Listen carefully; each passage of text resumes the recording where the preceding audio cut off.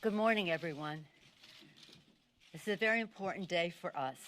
And as you know, I reference temporal markers that our founders and our poets and others have used over time to place us in time, to emphasize the importance of time, because everything is about time.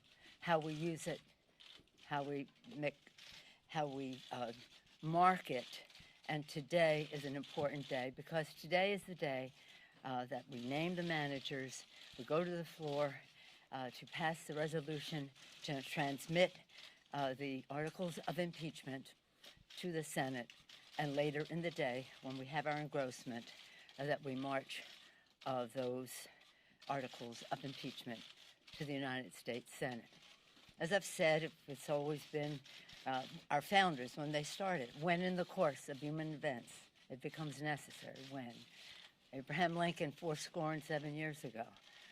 Thomas Paine, these are the times that try men's souls, the times that found us.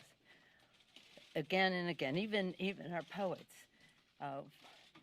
Longfellow, remember, listen, my children, and you will hear the midnight ride of Paul Revere on the 18th of April in 75. Hardly a man is now alive that remembers that famous day and year. It's always about marking history using time. On December 18th, the House of Representatives impeached the President of the United States, an impeachment that will last forever. Since December 18th, there have been comments about when are we going to send the articles over. Well, we had hoped that the courtesy would be extended, that we would have seen what the process would be in the Senate. Short of that, that time has revealed many things since then. Time has been our friend in all of this because it has yielded incriminating evidence, more truth into the public domain.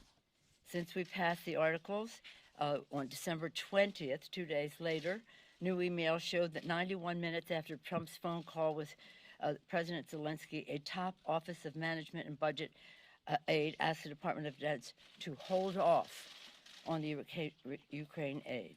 On December 29th, revelations emerged about the OMB director and acting chief of staff Khomeini's role in the delay of the effort by lawyers in the administration to justify the delay, and the alarm. This is very important, that the alarm that the delay time caused within the administration. On January 2nd, newly unredacted Pentagon emails, which the House subpoenaed and the President blocked, raised serious concerns by the Trump administration officials. They were concerned about the legality of the President's hold on the aid to the Ukraine.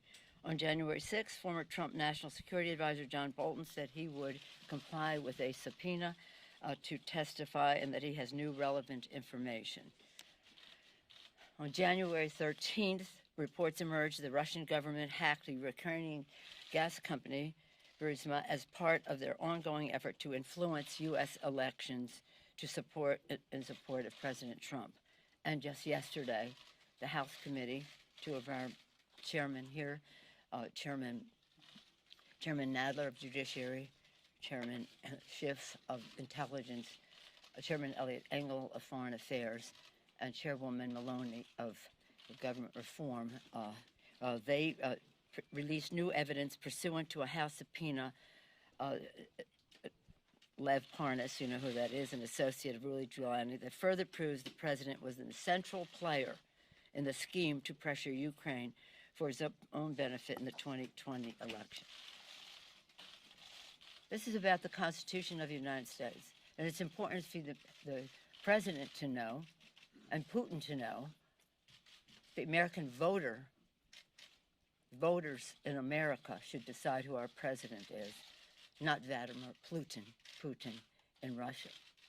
So today I'm very proud to present the managers who will bring the case, which we have great confidence in terms of impeaching the president and his removal. But this further evidence insists that, and we wouldn't be in this situation had we not waited, insist that there be witnesses and that we see documentation. And now you see some of that change happening on the Senate side. I hope it does for the good of our country and to honor our Constitution. So today, on the floor, we'll pass a resolution naming the managers, as I mentioned, appropriating the funds for the trial, and transmitting the articles of impeachment of the President of the United States for trying to influence a foreign government for his own personal and political benefit. Chair Adam Schiff of California, our lead manager. Chairman Schiff is, as you know, chair of the Permanent Select Committee on Intelligence, is serving his 10th term in Congress. Excuse me. Before Congress, Mr. Schiff was a California state senator and served as a federal prosecutor in the U.S. Attorney's Office in Los Angeles for 6 years, most notably prosecuting the first federal FBI agent ever to be indicted for espionage.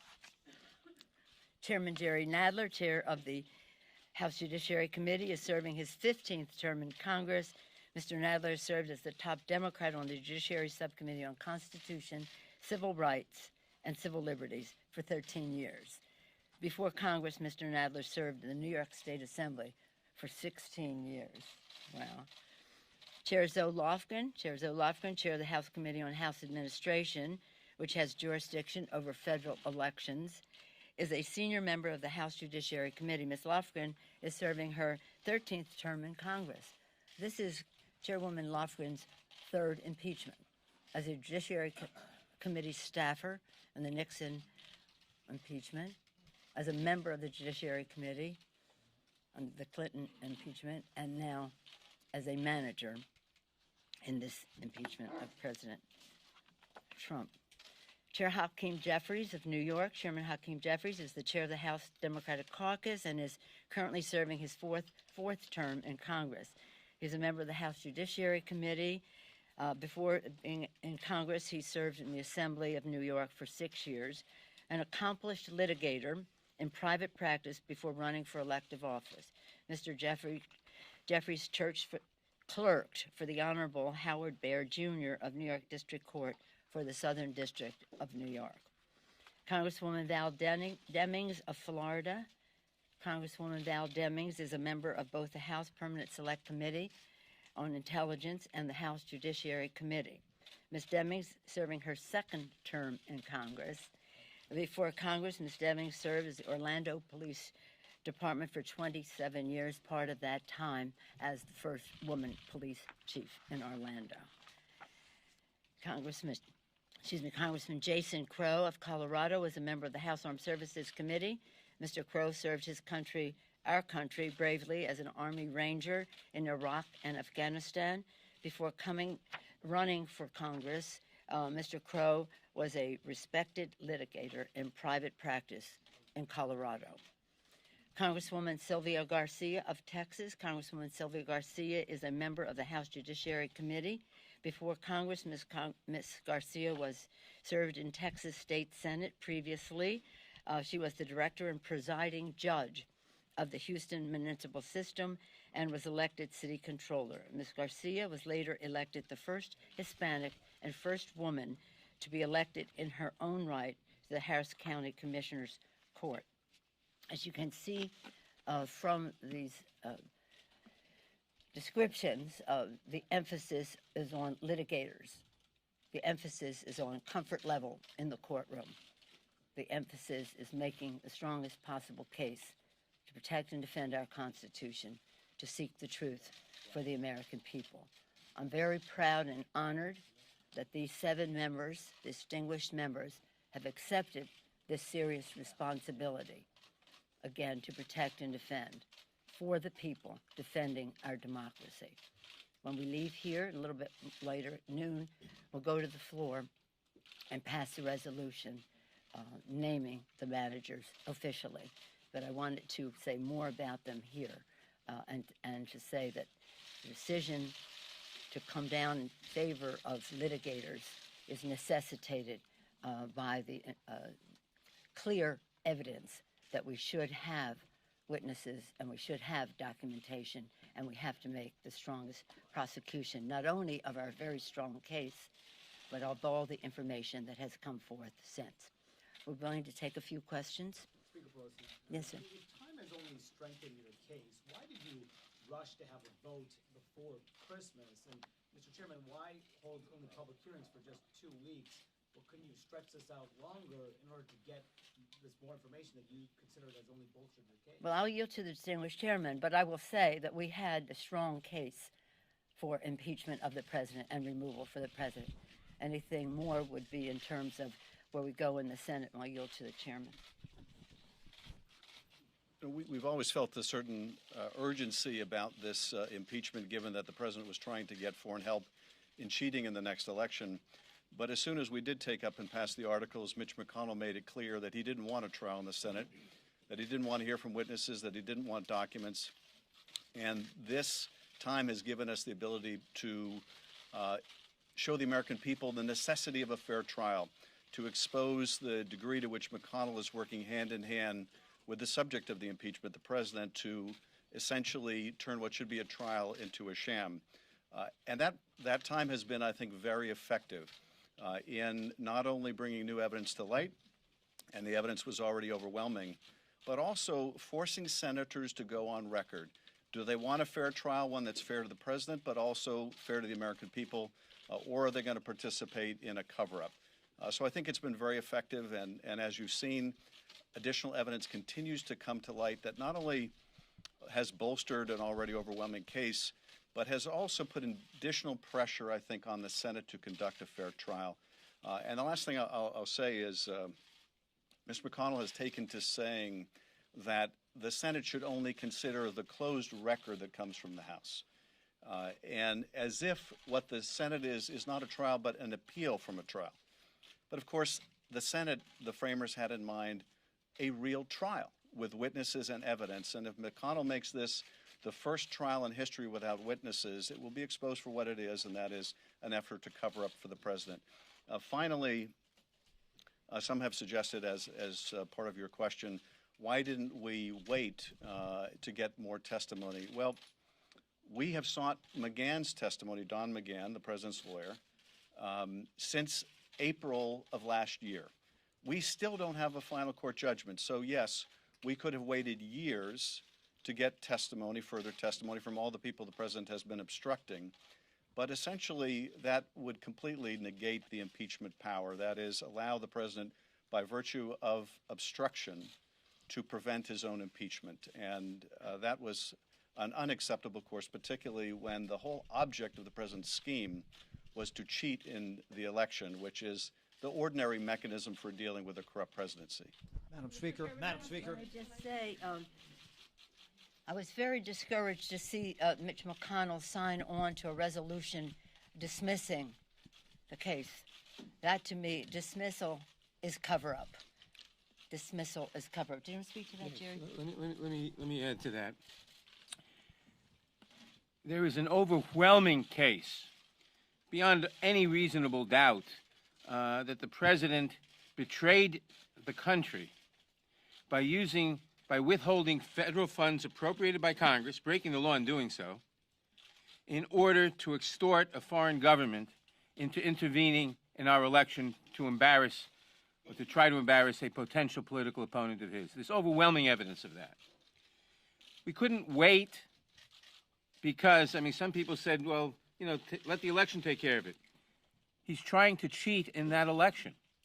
So it is essential that we bring this impeachment to stop the president from trying to rig, not from trying, he tried, from rigging the next election, from conspiring with a foreign government as the Russian government attempted to rig our last election. The evidence is overwhelming. The latest evidence with Parnas and Giuliani makes it even more so. It made sense to wait a while as the more evidence piled up, but we have to proceed because the election, the integrity of the election is at stake. Let me add one other thing. This is a test of the Constitution.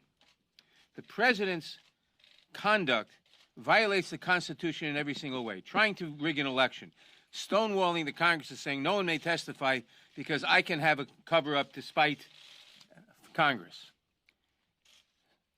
But it's a test of the Constitution now. The Senate is intended by the Constitution to conduct a fair trial. The American people know that in a trial you permit witnesses.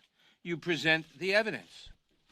If the Senate doesn't permit the introduction of all relevant witnesses and of all documents that the House wants to introduce, because the House is the prosecutor here, then the Senate is engaging in an unconstitutional and disgusting cover-up. So the question is, does the Senate is on trial as well as the President. Does the Senate conduct a trial according to the Constitution to vindicate the Republic? Or does the Senate participate in the President's crimes by covering them up? Madam Speaker. Madam Speaker, good morning. Thank you so much. You talked about the push to try to have witnesses, try to have documents in the trial here, and maybe some of the managers would be better taking this question here. But based on your understanding of the Senate rules, what do you see as procedural options to try to force the Senate to do something, A, or just make the best case that you can, and then if they don't try to go down that route, say, okay, this is what they've decided to do? Well, I've often quoted, and Mr. Jeffries quotes, Abraham Lincoln, public sentiment is everything. Over 70% of the American people want to see a fair trial, whatever the outcome, a fair trial with witnesses and documentation. And we haven't seen even the rules. We put our rules out in October for the next couple of months, the next few months that followed for our making the case. We haven't seen what the rules are in the Senate. But we do know that in the time that has transpired since December 18th, the American people have come down in favor of a fair trial, which they always wanted, but meaning that it would entail having witnesses as well as documents. Anyone else want to speak to that? My colleagues? Mr. Jeffries? Well, the evidence is overwhelming that Donald Trump corruptly abused his power by pressuring a foreign government to target an American citizen for political and personal gain by withholding $391 million in military aid to Ukraine without justification. There is a mountain of evidence in that regard. In America, no one is above the law. That is why the House proceeded with great leadership from Speaker Pelosi, Chairman Schiff, and Chairman Nadler to hold this president accountable. The Constitution required it. Our democracy required it. Given the evidence that has been built to date, the American people deserve a fair trial. Our democracy deserves a fair trial. The Constitution deserves a fair trial. So we're going to simply follow the facts, apply the law, be guided by the Constitution, and present the truth to the American people. Speaker Pelosi has given us the space for the American people to weigh in over the last few weeks, which has led at least 4 senators, which is the magic number, to publicly indicate that in their view, a fair trial does include the presentation of documents and the presentation of witnesses. We certainly hope that is what will take place. Mr. Speaker, can I just add, if I could just add really quickly onto this, and I thank Chairman Jeffries. I just want to underscore the importance of documents because we spent a lot of time talking about John Bolton and other witnesses. Witnesses may tell the truth and witnesses may not tell the truth. Documents don't generally lie. And in the documents that we submitted to the Judiciary Committee just last night, you see the importance of documents. Because included among the Parnas documents we obtained is a letter from Giuliani trying to set up a meeting with the President of Ukraine, Zelensky, to discuss a particular matter. Of course, we know that matter is the investigations that the President wanted Ukraine to undertake of his political opponent. There's been speculation from time to time maybe the President or his allies will throw Mr. Giuliani under the bus. That letter makes clear that Giuliani, in his own words, is acting at the behest and with the knowledge and consent of the president. There is no fobbing this off on others. The president was the architect of this scheme. These documents are important. We have only obtained a very small sample of the universe of documents that the president is withholding. If Mr. McConnell wants to follow the Clinton model, as he keeps professing, all of the documents were provided before the trial. Those documents should be demanded by the senators. If the senators want to see the evidence, they should demand to see the documents and not participate in an effort to stonewall or cover up the president's misconduct. And witnesses were deposed. Yes, as the Speaker mentions, the other, of course, profound distinction between now and the Clinton case is that the witnesses that the House managers sought in the Clinton trial had already testified. Their testimony was known. So the question for the senators then was, do we want to hear them again? And there was another question not present here, which is, do we really want to hear witnesses talking about sex on the Senate floor? That's not the issue before us. The issue here is, does the Senate want to hear from witnesses who have never testified? People who, like other witnesses, have firsthand information. And unless the president is willing to concede everything the House has alleged, these witnesses are very pertinent and relevant. And so this is another profound distinction between the Clinton investigation and trial and where we are today. Madam Speaker, having witnesses for the prosecution opens up potentially having witnesses for the defense. And Republicans have suggested they would like to call Hunter Biden. Are you, the managers, prepared for that? Would you like to speak to that? Let me say, we are prepared, but the relevant question is relevance. Is relevance. In any trial, you call witnesses who have information about the allegations, about the charges. The allegations, for which there's a mountain of evidence, are that the president betrayed his country by trying to extort Ukraine by withholding $391 million in military aid that Congress had voted in order to get Ukraine to announce an investigation of a domestic political opponent. That's the allegation. Any witness who has information about whether that is true or not true is a relevant witness. Anybody like Hunter Biden who has no information about any of that is not a relevant witness. Any trial judge in this country would rule such a witness as irrelevant and inadmissible. If someone is accused of robbing a bank, witnesses who say we saw him run into the bank or we saw him someplace else are relevant. A witness who says he committed forgery on some other document is not relevant to the bank robbery charge. That's the distinction. But let me just say that what is at stake here is the Constitution of the United States. This is what an impeachment is about. The president violated his oath of office, undermined our national security, jeopardized the integrity of our elections, tried to use the appropriations process as his private ATM machine to grant or withhold funds granted by Congress in order to advance his personal and political advantage. That is what the senators should be looking into.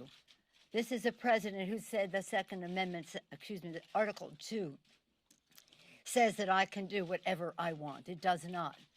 He's undermining a system, the beautiful, exquisite, brilliant genius of the Constitution, the separation of powers, by granting to himself the powers of a monarch, which is exactly what Benjamin Franklin said we didn't have, a republic, if we can keep it. So this is a very serious matter, and we take it to heart in a really solemn way, in a very solemn way. It's about the Constitution. It's about the republic, if we can keep it. And they shouldn't be frivolous with the Constitution of the United States, even though the President of the United States has.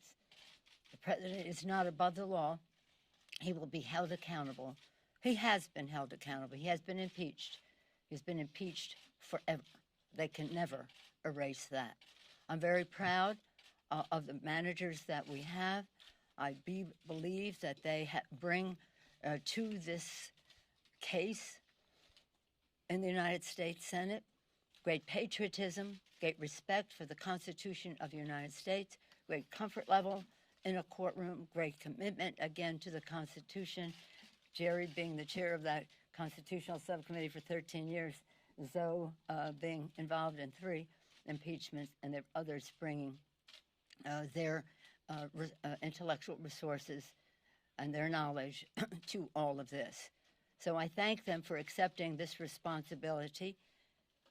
I wish them well. It's going to be a very big commitment of time, but I don't think we could be better served than by the patriotism and dedication of the managers that I am naming here this morning. Thank you all very much.